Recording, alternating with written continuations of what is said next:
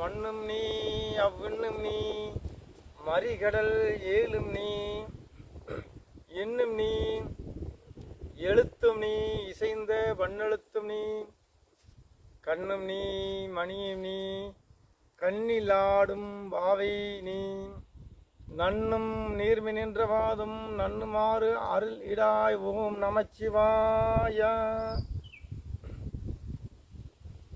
வாசில் வீணையும் மாலை மதியமும் வீசுந்தன்றலும் வீங்கில வேனிலும் மூசு வண்டரை பொய்கையை போன்றதே ஈசன் எந்தன் இணையடி நிழலே ஓம் நமச்சிவாய. ஈசன் சிவம், சி நெருப்பு, சிவம் நெருப்பு, அக்னி சூடு. அந்த சிவமே கோபமாக வரும்போது நெருப்பாக இருக்கும், அமைதியாக இருக்கும்போது ஜோதியாக இருக்கும். சிவன் கோபம் வரும்போது அனலான நெருப்பாக இருக்கும். அதர்மத்தை அழிக்கும் போது அகோர சிவனாக இருக்கும்போது நெருப்பாக சிவன் சிவந்து இருப்பார். அந்த சிவனை ஈசனை அமைதியாக அன்பே சிவமாக இருக்கும்போது ஜோதி வெளியுமாக ஜோதி சிவனாக இருப்பான்.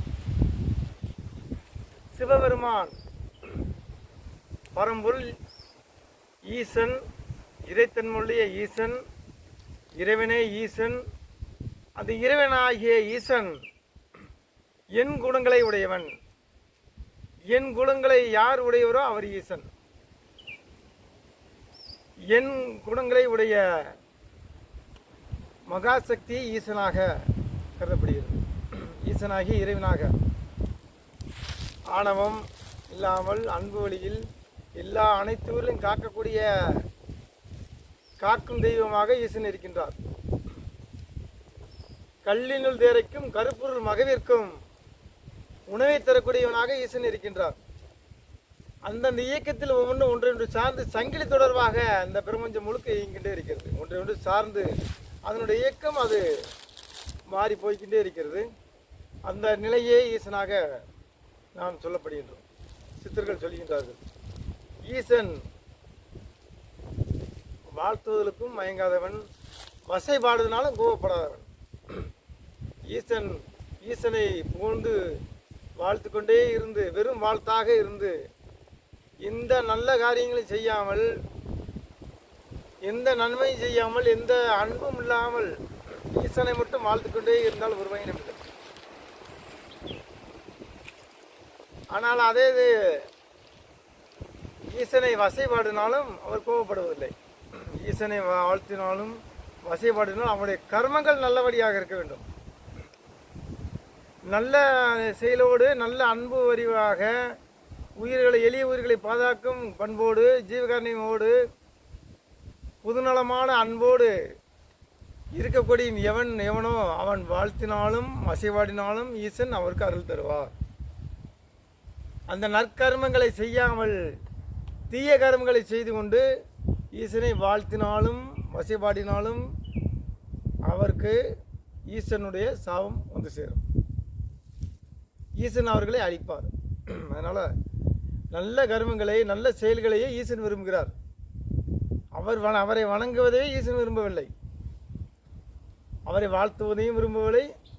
வசைபாடினாலும் அவர் கோபப்படுவதில்லை. அவருடைய நோக்கம் ஆன்மாக்கள் எல்லாம் புண்ணியம் அடைந்து நல்ல நிலை அடைந்து அவரை அடைவதே அவருடைய சித்தம். ஈசனுக்கு எது மகிழ்ச்சி என்றால் ஜீவாத்மா அந்த மண்ணுலகில் நல்ல காரியங்களை செய்து ஆத்மா ஈசன் நிலையை, ஈசனுடைய தன்மையை அடைந்து, ஈசன் தன்மையை எல்லா உயிர்களையும் காட்பது, பசி நீக்குவது, ஜீவகாரண்யம் பண்ணுவது, அனைத்து உயிர்களையும் அரவணைப்பது, அதர்ம உயிர்களை அழிப்பது, இது ஈசனுடைய தன்மை. இந்த ஈசன் நிலையோடு தர்ம வழியில் அற வழியில் நின்று வாழ்பவரே ஈசன் அடைய முடியும். அப்போ அந்த அறவழியில் நின்று தர்ம வழி செய்து ஈசனை அடைவதையே ஈசன் விரும்புகின்றார். ஈசனுக்கு எது மகிழ்ச்சி என்றால் நல்ல வழியில் நாம் நடப்பதே ஈசனுக்கு மகிழ்ச்சி. அவரை வாழ்த்துவதும் வசைபாடுதலும் அவர் ஒரு பற்றாக நினைக்க மாட்டார். நல்ல நிலையோடு இருந்து நல்ல தர்மத்தோடு அன்போடு இருந்து அவரை நாம் வாழ்த்துவோம். வாழ்த்தக்கூடாது என்பதை வாழ்த்த வேண்டும். நல்ல அன்போடு வடிவாக எல்லா உயிரையும் அரவணைத்து எல்லா உயிர்களையும் சிவகானயத்தோடு நிலைநிறுத்தி நாம் ஈசனை வாழ்த்தும் போது அவர் மற்றற்ற பெருமகிழ்ச்சி அடைவார்.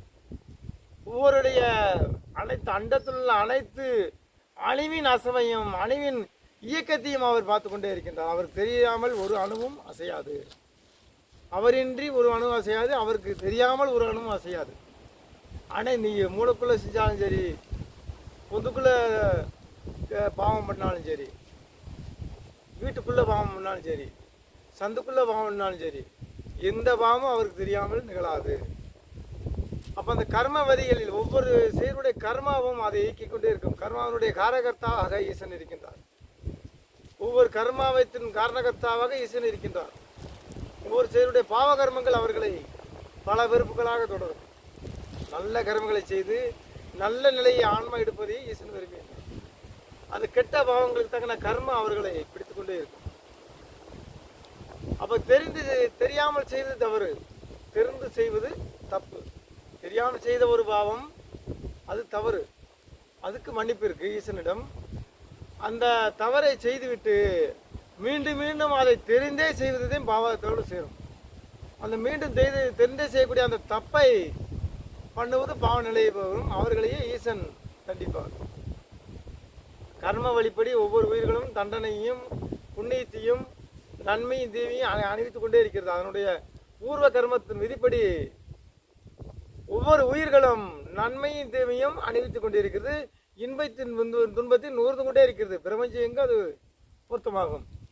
அந்த பிரபஞ்சத்தினுடைய விதியை கர்மாவை இயக்குவது ஈசனாகும். அனைத்தையும் இயக்கி அனைத்தையும் ஆட்டுவித்து அனைத்தையும் அடங்க வைத்து அனைத்துமாக பரம்பொருளாக ஈசன் இருக்கின்றான். அப்போ ஈசனுடைய சித்தம் எது என்றால், சிவனுடைய சித்தத்தின்படி அனைத்து உயிரின் அன்பு செய்து எளிய உயிர்களை காத்து துஷ்ட உயிர்களை அழித்து அறவழியில் நின்று ஈசனை வாழ்த்தி வணங்குவதையே ஈசன் விரும்புகிறார். அந்த வகையில் அணுங்கிங்கனாதபடி எங்கும் பிரகாசமாக இருக்கக்கூடிய அந்த ஈசனை நாம் எத்தனையும் தம்முயிரும் எவ்வுயிரும் தம்முயிரும் எத்தனையும் பேதமுறா எவ்வுயிரும் தம்முயிர் போல நாம் காத்து அனைத்து உயிர்களையும் நாம் அன்போடு அரவணைத்து நாம் சிவ சிந்தனைகள் நிலைத்து சிவனை வாழ்த்துவோமாக. ஓம் காளி ஓம் நமச்சிவாய.